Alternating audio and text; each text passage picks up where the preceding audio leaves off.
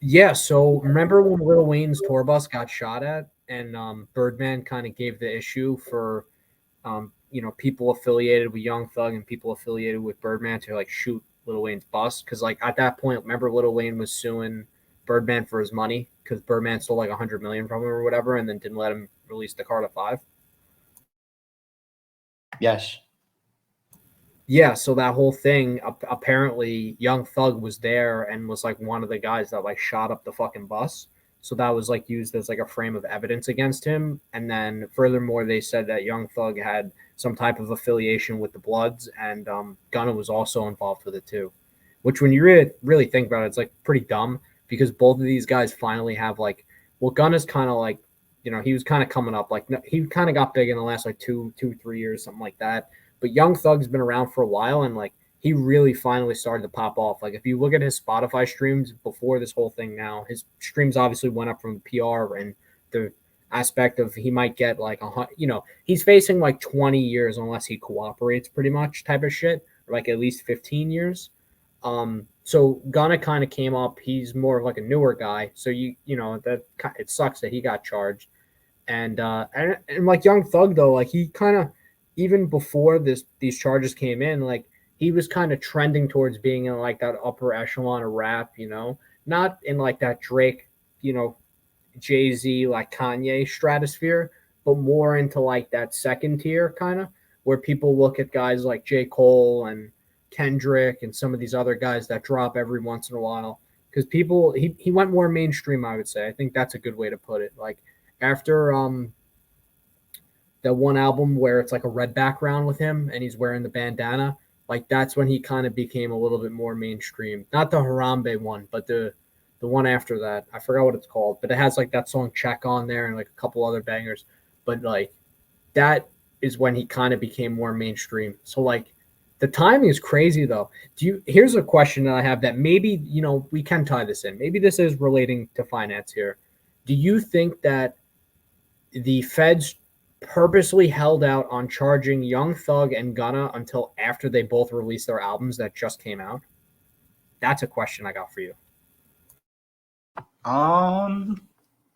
Because like Young Thug just fucking dropped his album like 3 months ago, and he was gonna go on tour, and I know he was Well, doing I a show mean, in if June. they were like researching him or whatever, and an album could be they even though it's entertainment, it's like technically entertainment. You could use the album as some sort of evidence. Like if he says like murder this or blah whatever in the song, it Yes, could be. that's what they're doing. They're actually using lyrics against him, and there were 30 other people indicted.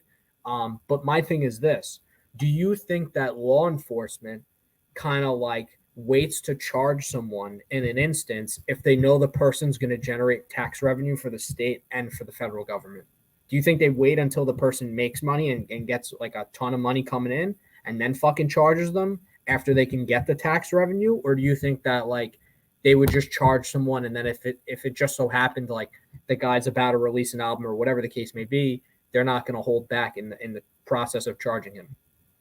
I mean, I don't even know if they have enough evidence to really prosecute this case. Like the people on YSL Slime, right? Are you going to charge everyone? Are you going to charge Travis Scott? Are you going to charge Little Uzi and like Little Baby and such? Like there's other artists on the record label. So Travis Scott isn't on that. Travis Scott's on the Cactus Jack, and he's signed through But he Kanye, used I to be think. on YSL, right? I think I'm pretty sure. No, he was with Grand Hustle. That was Ti. So Ti, actually, a lot of people don't know this. Ti found like Travis Scott and like signed him originally to Grand Hustle, which is Ti's label, and then Travis Scott worked as a ghost producer on. Travis Scott worked as a ghost producer on Yeezus, and then after Yeezus, then Kanye put him on, and then basically signed him to Good Music, and now I think Travis Scott is signed to like his own label technically, which is Cactus Jack through Good Music, which is then through I guess Warner. I don't know who Kanye signed to as like the major like label, like the actual label, but no, yeah, he's not on there. And then Uzi is Don Cannon, who's Generation Now, which is the label that um Jack Harlow signed to. If you saw him, he just recently dropped an album too, but his album wasn't that good. He had that one Drake song that was pretty good, but that was about it. He's not that great. But Generation Now is Uzi. So no, Uzi and Travis Scott aren't connected to the Young Thug thing, which is surprising because Young Thug has like 12 songs with Travis Scott. So it's like, what the fuck, you know? So is this case about the Little Wayne shooting, or like I heard something about like YMN Lucci too? Is it about YFN Lucci, whatever the fuck the Um, guy's name is? so yeah, I know who you're talking about. It's like that one guy that's like 30 that says he's like 20 something years old or whatever. But no, it's like it's not just the Little Wayne thing, but that's being used as like a point of evidence against him.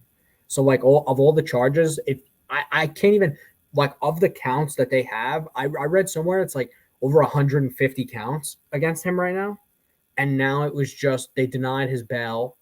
I think they denied Gunna's bail as well, and then they said that he's got 150 charges and now he could be facing up to 100 years in prison. So like they're basically looking to just like put him away like mad long, like basically forever. I mean, however you look at it, it's fucking nuts. I find it hard to believe though that all these these rappers and everything like that they're always being charged for like gang activity. These people might be plants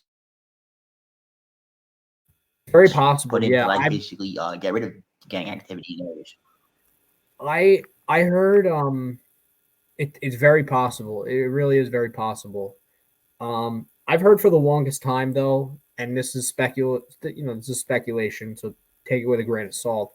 But I've heard for the longest time that a lot of these like rappers and like rap groups and labels and associated acts, they're all just fronts for like laundering like dirty money. I heard that for the longest time.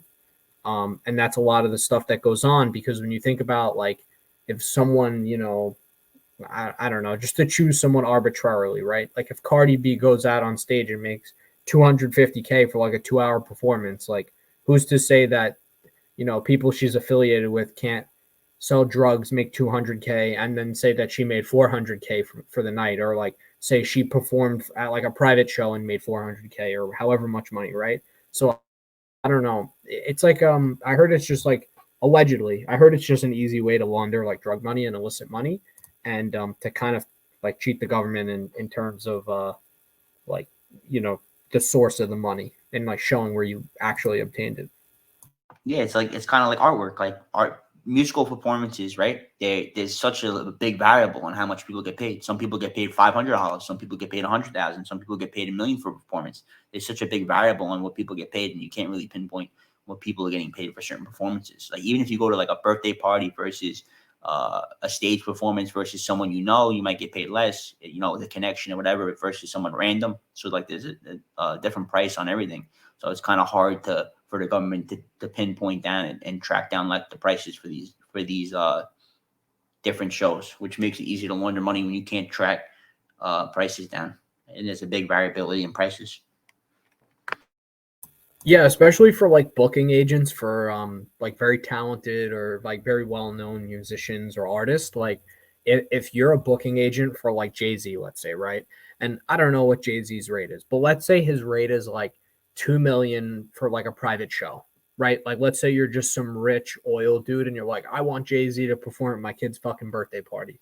And you pay Jay-Z 2 million. Who's to stop the booking agent from just going, yeah, his rate is 3 million, you pay the 3 million, the booking agent pockets 1 million, and then shows Jay-Z a fake invoice that shows the guy paid 2 million.